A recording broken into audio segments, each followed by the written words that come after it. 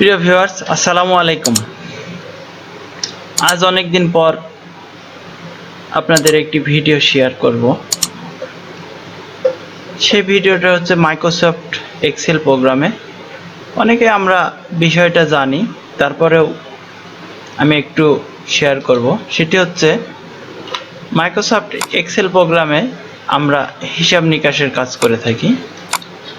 যেহেতু শীটটি অনেক বড়, তাই অনেক সময় আমরা পুরো পেজটা দেখতে পাই না।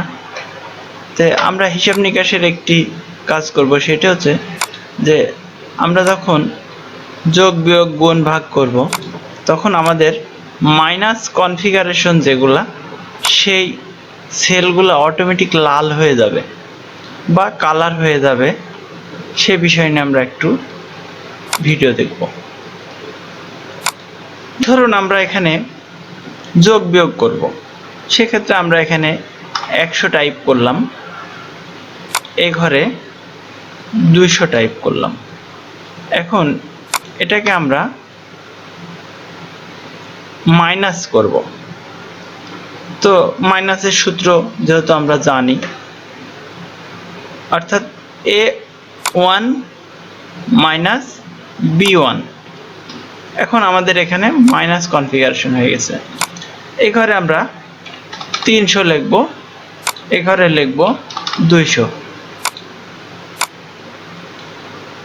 এই ঘরে 500, এই ঘরে 600। এভাবে পর্যায়ক্রমে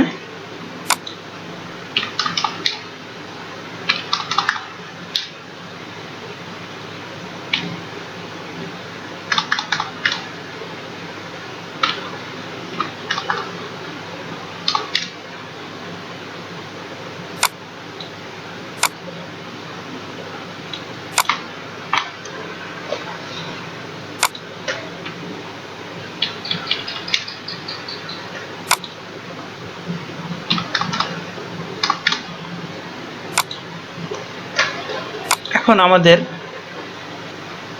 যে সেলগুলোতে মাইনাস কনফিগার হয়েছে, সেই সেলগুলো রেড চিহ্ন হয়ে যাবে।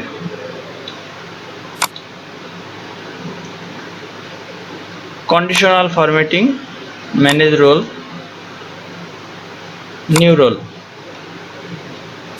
এখানে আমরা নাম্বার দিয়ে দেব, এখানে আমরা নাম্বার দিয়ে দেব।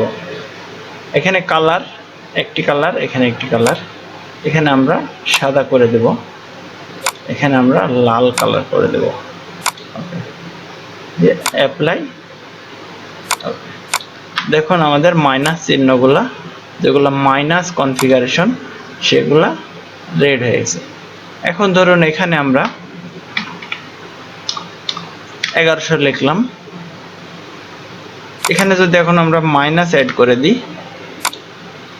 সরি, রেড হয়ে যাবে, মাইনাস 500। এখন এই টোটাল ওয়ার্কশিটটাতে যদি আমরা যা লিখব মাইনাস কনফিগার হলে সেটা রেড হয়ে যাবে। ধন্যবাদ। আসসালামু আলাইকুম।